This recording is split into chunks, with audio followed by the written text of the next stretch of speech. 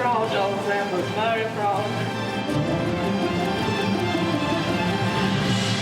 Karl Jenkins' fame has spread as far as the former Soviet Republic of Kazakhstan in Central Asia, where he's been invited as a guest of honor.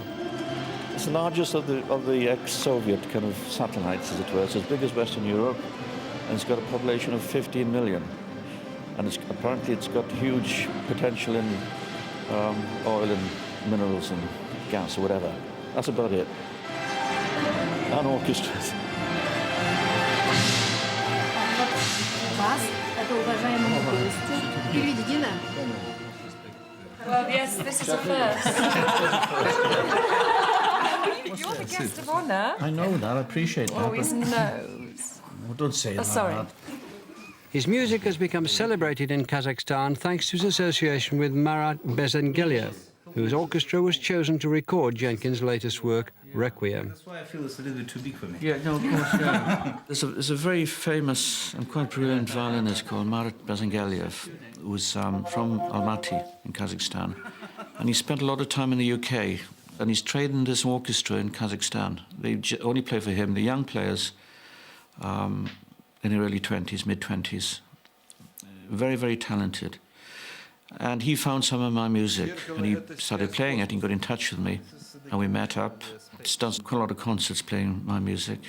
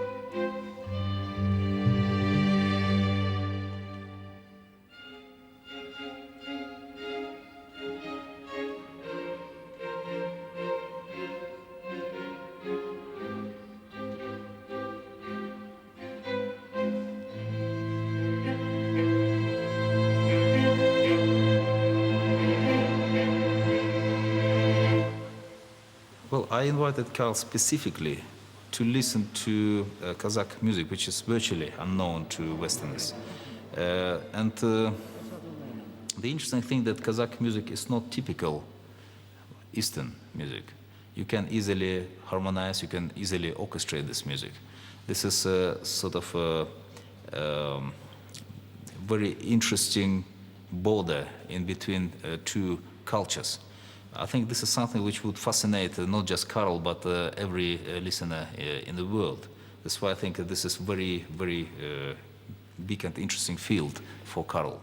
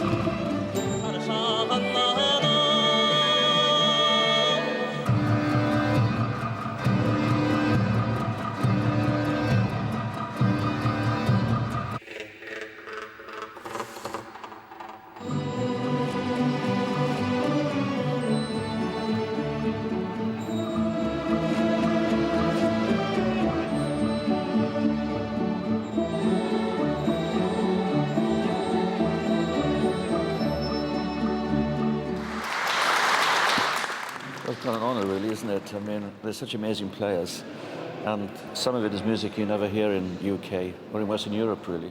He's back to Kazakhstan to sign the contract to write, this time, the Kazakh music. The music with a Kazakh flavor, I would say, with the use of Kazakh instruments and Kazakh language, I hope. Good music. Вообще, богослужение уважение, конечно. There's a businessman who I think he's been quite instrumental in building this new capital, Astana, which I'm very proud of because it's gone up quicker than Brasilia did in Brazil, apparently. That took 5 years, whereas this has taken 4. So this is very important to them. It's quite amazing, really, what they've done. Yes, brilliant. Yeah, good. Excellent.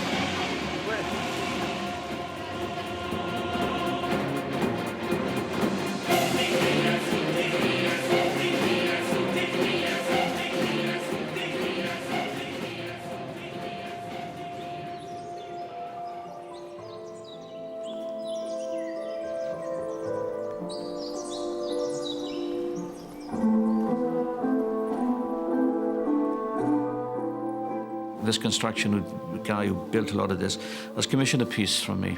He wanted to combine the Western and the Kazakh music using some Kazakh folk songs and some Kazakh instruments.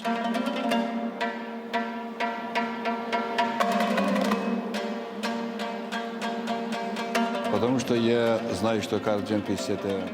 I know that Carl Jenkins is a great authority around the whole world. Thank you.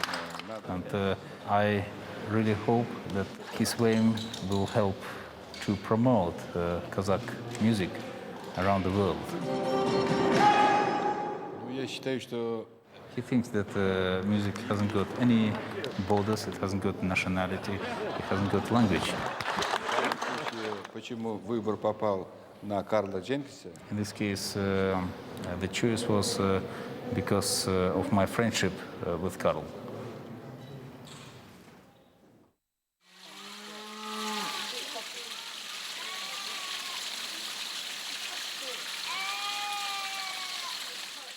How did the music strike you?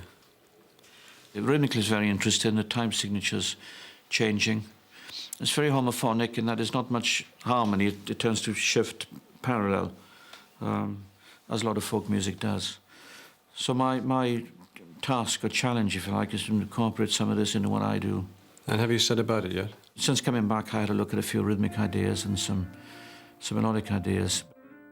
It seems to me most ethnic cultures have a kind of their own form of goblet drum, and it's very often played under the arm. Rhythmically, it was very interesting because there was a lot of different time signatures in the folk music, where it changes meter. And then the other instrument was like a little ocarina. It was quite beautiful.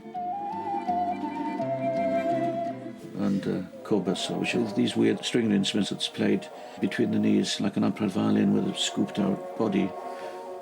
What I shall be writing is still a Western piece, in the sense of coming from me, with Kazakhstan influences. It's not a Kazakh piece of music, which, you know, if they wanted that, be far better going to someone local.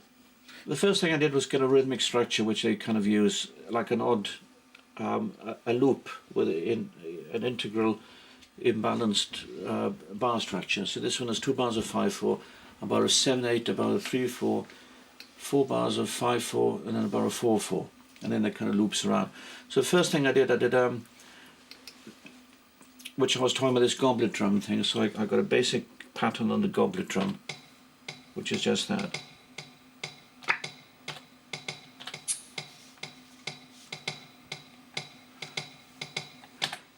To which I added a tambourine.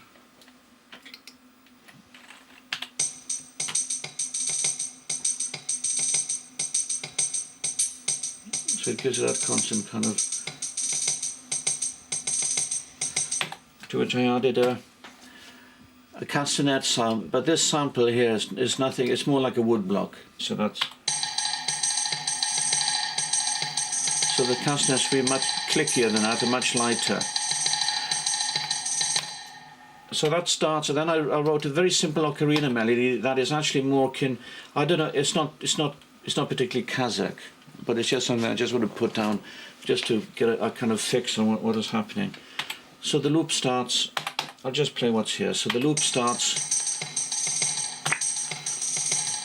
with the rhythmic cycle, and then the ocarina comes in. So it's the ocarina little thing that plays. And then we have a dulcimer, which is similar to one of the low domba things they had. So that's in parallel octaves, which gives that kind of floaty kind of. And then I'll have a bass coming in.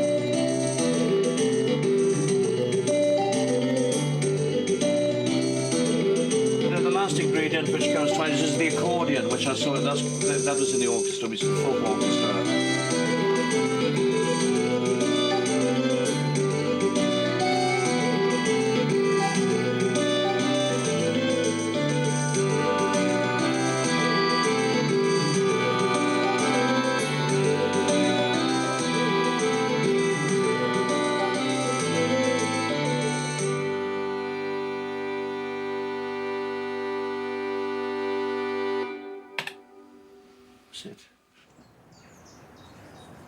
This new piece is very much a work in progress. It's expected to be premiered in Kazakhstan next spring.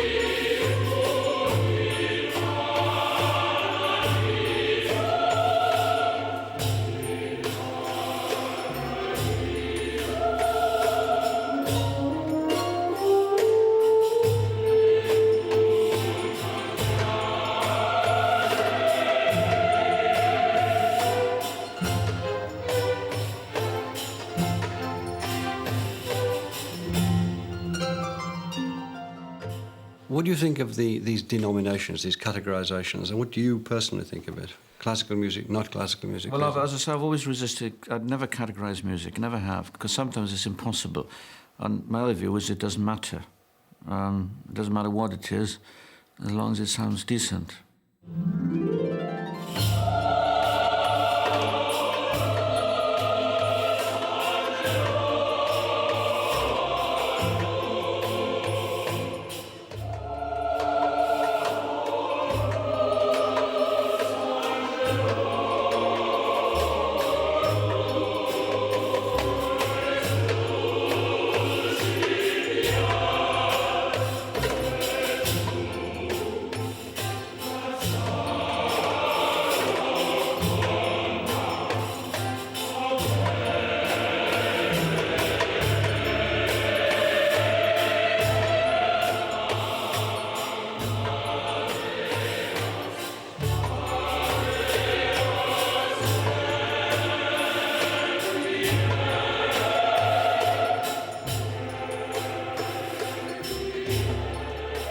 I feel to a certain extent, modern classical composition has lost touch with its audience. And to me, that's very important to have that emotional bond or that emotional connection, or try to create that emotional connection where people respond in an emotional way and you move people by what you do.